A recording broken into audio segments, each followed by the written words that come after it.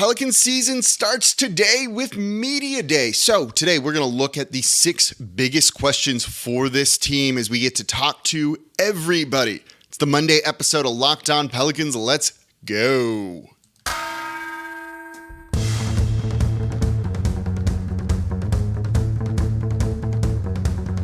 You are Locked On Pelicans, your daily New Orleans Pelicans podcast, part of the Locked On Podcast Network, your team every day.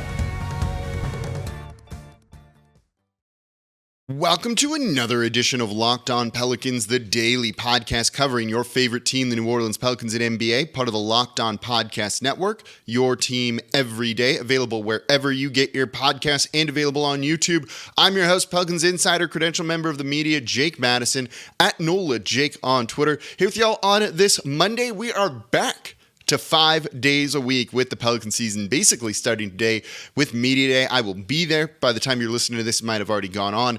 I'm excited. I hope you're excited too. So thank you for making Locked On Pelicans your first listen today and every day. And whether you're new to the show and this is your first episode, or you've been with me as I've been hosting this for over 6 years now, covering the team for 11 years now, I appreciate you making me part of your day, being passionate about this team. It's going to be a fun year. I'm excited. I hope you're excited too.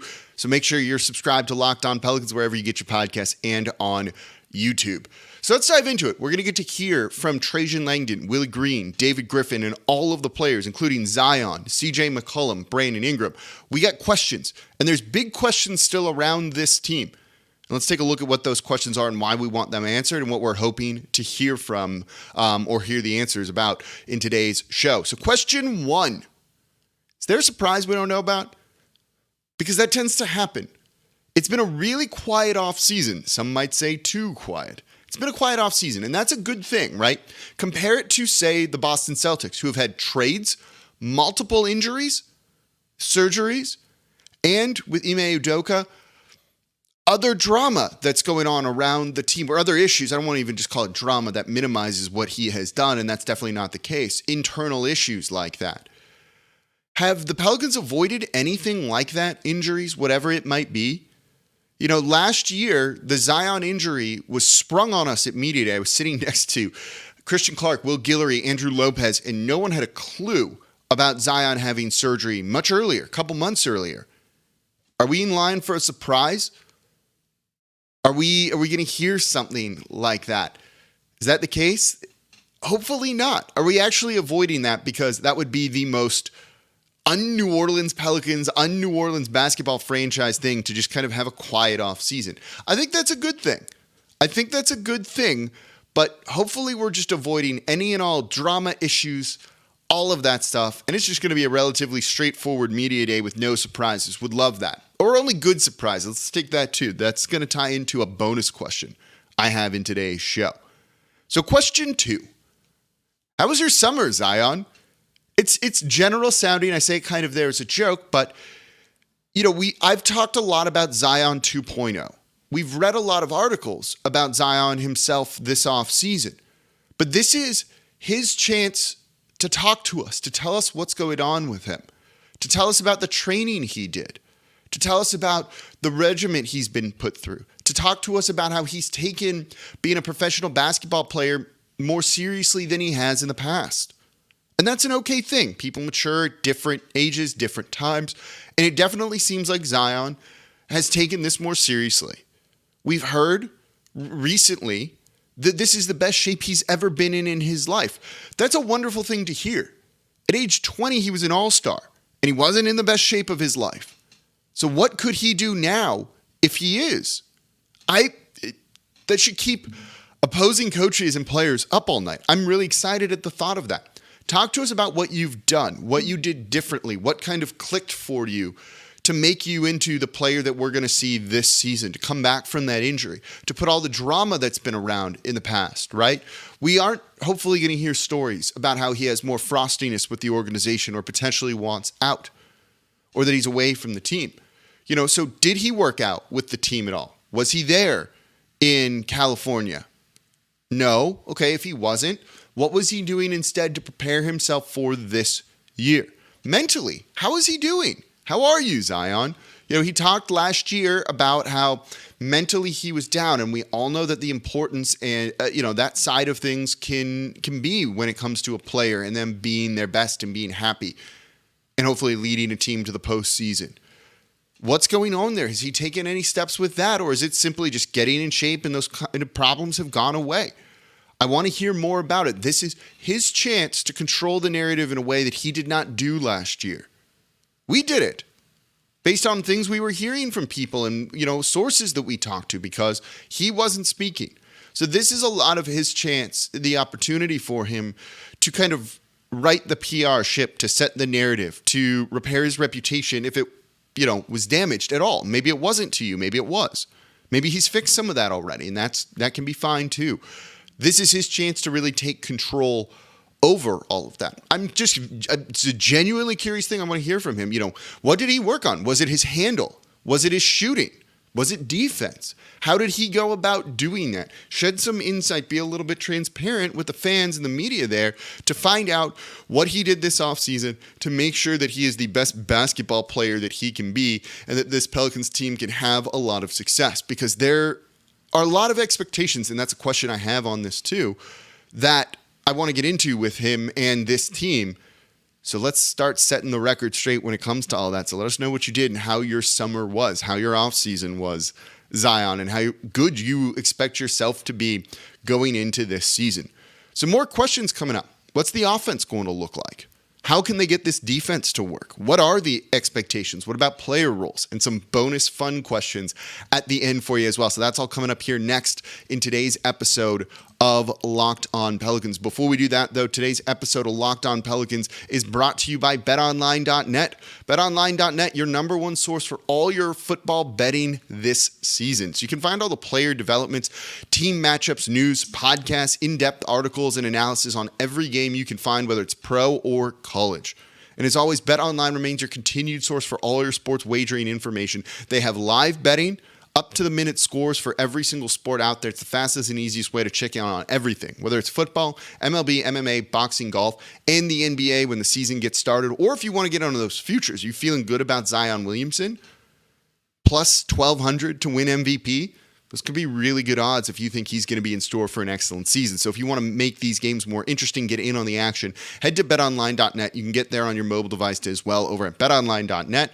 BetOnline, where the game starts. And thank you for making Locked On Pelicans your first listen today and every day. We're here Monday through Friday. We are back to 5 days a week and available wherever you get your podcast and on YouTube. And again, whether you just tuned in today because you're excited about the Pelicans season, or you've been with me from the beginning, 6 years of hosting this show, I appreciate it. Thank you for just tuning in. It makes this fun for me. It makes being a part of this community incredibly fun. Welcome everybody to what's going on here. It's going to be a fun year. Make sure you subscribe. We're here Monday through Friday. It's free, no paywall or anything like that. Just giving you the Pelicans insight on all the topics that you want to hear. We're doing it right here at Locked On Pelicans. Subscribe wherever you get your podcasts and on YouTube. Number one thing you can do to support the show, comment down below on YouTube. What is your biggest question going into media day, into training camp? Put it in the comments down below. I'll, of course, give them a look and respond to a couple out there. So we are asking those burning questions, the 6 biggest questions we have for media day. Hopefully it's quiet. Let's hear from Zion too. So question 3, what are the internal expectations for this team? I just did a hit on Locked On NBA. It'll be there on the Monday show if you want to listen to it. And the question that Jackson Gatlin asked me, host of Monday episode of Locked On NBA, and I co-host Wednesday, by the way, was what's the expectations for this Pelicans team? And I said it's tough. After getting into the play-in tournament and playing well against the Phoenix Suns, you feel it should be higher than that, right? It's just kind of a natural progression, right? The line goes up and they just kind of linearly move forward. So if you were a play-in tournament team last year and you got out of the play-in tournament, shouldn't it be playoffs next season? I don't think that's wrong. And I think most of us are probably feeling that to some degree, right? To say, oh, my expectation at the minimum is that they're going to be a play-in tournament team feels kind of low, doesn't feel right. And so with that in mind, it feels okay, they should be a top 6 team. But the West is strong. The West is really strong still, and there's a little bit of uncertainty around it, right? Memphis is still there. Denver's there. Golden State, the Suns. That's 4 teams already. Dallas was good last year. Minnesota's going to be much improved as well. What about a team like the Portland Trailblazers? Have they retooled enough? They might be better than they were last year. The Kings are going to be in that mix potentially as well. There's a lot of really good teams in the West. Where do the Pelicans fit into that? Who are them and the other 5, and who are you kind of leaving out of that? It might be Dallas. We did an episode on if Dallas has actually regressed and where the Pelicans are in, relation to their own conference, their own division. But it's tough to kind of figure that out. So what are the Pelicans' internal expectations? Is it top 6? Is it top 4? They want home court in the first round. Could it just be they realize the West is tough, so they say, play-in tournament. We at least got to get there. And maybe this all goes out the window with one injury to either the Pelicans or another team. Hopefully not. Knock on wood with that one. But you've got to kind of factor all of that stuff in. The West is tough. I just don't know how that's all going to shake out. I know this Pelicans team is going to be good, but quite how good when it's going to be just fight every single night with a lot of these teams. What are the Pelicans internally looking at? Is it simply just be competitive in every game? Is it just simply compete? Or is there more to it and they are setting their sights on one thing? I want to know what that is. That might come from Willie Green. That might come from Langdon. That might come from David Griffin. Those are the questions we're certainly going to be asking them at some point today when Media Day starts at 10. All right, question 4. What is the offense going to look like? Willie Green, the head coach, in Willie we trust, has a good problem to have on his hands. He's got too many good options. You've got Brandon Ingram, CJ McCollum. You're working back in Zion Williamson. You have Herb Jones in there too that should take a step forward offensively. Jonas Valanciunas is as reliable as a center as they come. What's the offense going to try and look like this year? Is it going to be to play fast, to try and get out and run, maybe take advantage of some of the new rules? And I've done a show on that if you want to know how the Pelicans can have a top 5 offense in the league. No more take fouls. Their offense was 19th overall throughout the course of the year last year. They were 21st in pace. They weren't particularly fast. Is that the case again? Are they going to just be an unbelievably efficient half-court offense? Or do they want to get out and run and push the pace and try and get in transition? And with that, how is the ball handling duties going to kind of get shared? Are we going to see the return of Point Zion from 2 years ago? Are we going to see Brandon Ingram running the offense more? And he set a career high in assists per game last season with 5.6. Is it CJ McCollum going to be kind of your full-time point guard? 5.8 assists per game for him last year. And they feel he has untapped potential when it comes to being a pure point. And he was excellent for the team for New Orleans last year as well. What does that potentially look like? 5.8 assists for him last year. Is that what it's going to be? Could it be Herb Jones getting the ball and going? Because he's run some point guard in college under Nate Oates and at Alabama. So I have questions about how these duties are going to be kind of shared around. Are they going to be shared? Are they not going to be shared? What is this team's kind of identity on offense, and what are they trying to be and accomplish? And how much does three-point shooting play a factor into that too? And do they feel with that they have enough? They were a bad three-point shooting team last year, and we'll spend some time later as we get through training camp kind of focusing on that. But what are they expecting kind of from that side of things this season? Does that influence whether they might run or play in the half court? And how does that all kind of factor into everything as well? So what is this offense going to look like? How is this offense going to flow and work? Those are big questions I have for head coach Willie Green. And I'm sure we'll start to get some answers in training camp, in preseason games, which is right around the corner, right? The 4th is the first preseason game. So we'll get answers to all of that, hopefully sooner rather than later, but maybe we'll get some insight into that today at Media Day. So 2 more burning questions, then a couple of bonus questions for you. I got a fun one in there at the very least too, and some other ones that are like important but not the most important question that I have out there. So let's take a look at some of these other burning questions coming up next. Defense, player roles. I got one about Jose Alvarado too. That's all coming up here next in today's episode of Locked On Pelicans. And thank you for making Locked On Pelicans your first listen today and every day. We're here Monday through Friday, no paywall, completely free, reliably. Not going to miss many shows, right? We're here Monday through Friday. You know it's going to be here first thing in the morning for y'all. After wins, after losses, after the biggest news stories break, we're right here reacting almost in the moment. One of my favorite things about being able to do this show is get a show out to you right away when something happens. And there was news over the weekend, right, with CJ inking an extension. We'll get into that more probably later in the week, but with Media Day, there's no rush to kind of dive into some of that. But good and very fair value, I thought, for New Orleans on that. And they ended up getting a small win on that with the length of the contract as well. So thank you for making Locked On Pelicans your first listen today and every day. Tell your friends about the show. I've got friends who say not smart things about the Pelicans, and I get texts all the time about it, and it drives me a little crazy. I'm sure you have friends who say like they should be going after Jay Crowder right now. They should not. Make sure your friend is listening to Locked On Pelicans so they're not asking you questions like that or spouting off takes like that or saying just dumb things about the Pelicans in general. All right, let's continue on with the burning questions around the Pelicans going into Media Day. We just talked about the offense, but what's the plan to make the defense work?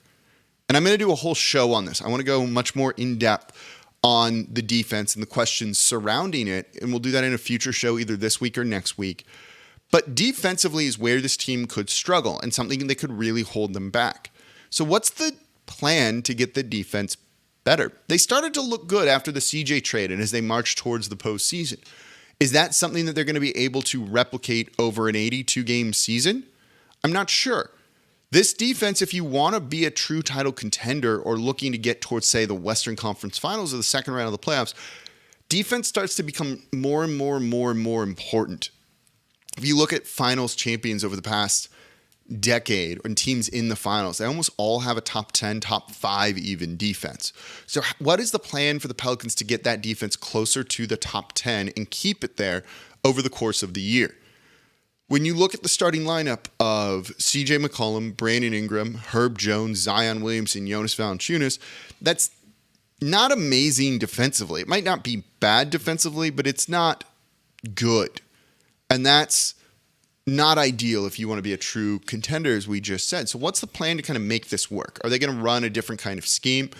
Do they have an idea of what they want to do already? This is really one for head coach Willie Green. Is it going to come down to kind of the rotations and the lineups that he uses? And that ties into the next question. I'm curious about this, though, because this is an area that I think is right now one of the Pelicans' biggest weaknesses that they have. For a team that maybe has top 6 expectations, that's not ideal. So what's the plan to get the defense to work beyond just Herb Jones being Herb Jones and being awesome and maybe more minutes for Trey Murphy? But that ties into the next question I have. What are the new player roles going to be? Do you anticipate Trey Murphy playing more minutes? Do you see Herb Jones being a key part of the offense, maybe pushing the pace? Where does a guy like Jackson Hayes fit in? And is Dyson Daniels ready for a role in the rotation already? Or do they plan to bring him along slowly? Or is this not even set yet? Is this going to be a training camp thing, a preseason thing, as they look to have these guys go out and play well and hard and all of that? I'm curious. I'm going to be really curious to see. We've heard good things about Dyson Daniels from the Pelicans' work this summer and in the offseason. Does that mean he's ready for a role like Herb Jones was? We've seen the on-off numbers for a guy like Trey Murphy. They really work with this Pelicans team. Does that mean he's in line to be the 6th man or 7th man even, or just play a significantly bigger role? I think he could be, but I want to hear it from the coaches to kind of give us some insight into what they're thinking with some of these guys. We know what BI is going to do, what Zion's going to do, what a guy like CJ McCollum is going to do. But where does someone like Jose fit in? Is he your true backup point guard? What about what feels like an odd man out in Jackson Hayes, or even in a guy like Devontae Graham? Is he a solid rotation player for this team right now or no? So those are the 6 big questions I have going into Media Day. If you got a different one, let me know in the comments down below. A couple of quick bonus questions for you. For Jose Alvarado, Do you think you're going to be able to pull off more sneaky steals this year? Do you think the script is in on you, script is out on you, whatever the phrase would be, when it comes to that, and it's going to be harder to pull off? So does he have any other tricks up his sleeve? For Larry Nance Jr. or David Griffin, is there an extension in the works? We knew that CJ was going to get one. It seems like they were going to get one done for Larry Nance Jr. too. Is he a long-term piece for this franchise? Do they see him being part of the core? Where's that extension, or is that one they're actively working on right now? And then finally, this is for all y'all out there. Any info on those New Jerseys, Pelicans? Are there going to be big refreshes or just minor tweaks? As I've said, what I've seen one of them. I think it looks good, but it's not going to be what you're all hoping for. Is there something else in the works with that? There's going to be some new branding, different things around the arena to kind of give it a little bit of a different feel in what's maybe the most anticipated season in Pelicans history. And I just did Friday's show on that to give you a reason why. So if you are a new listener and you're like, why should I care about this Pelicans team? Give Friday's show a listen. It's going to help shed some insight on why we are all so excited this season for the Pelicans. All right, that's going to do it for this episode of Locked On Pelicans. Get you set for Media Day. Monday, I will be there. I'm looking forward to it. I know you are as well. We'll be covering it all week here because we're back to 5 days a week, Monday through Friday here on Locked On Pelicans. Subscribe wherever you get your podcast. Tell a friend about the show. Leave a 5-star review with a comment. You can do it on Spotify too. And of course, comment, please, down below on YouTube. As always, I'm your host, Jake Madison, at NOLA Jake on Twitter, and I'll be back with y'all tomorrow.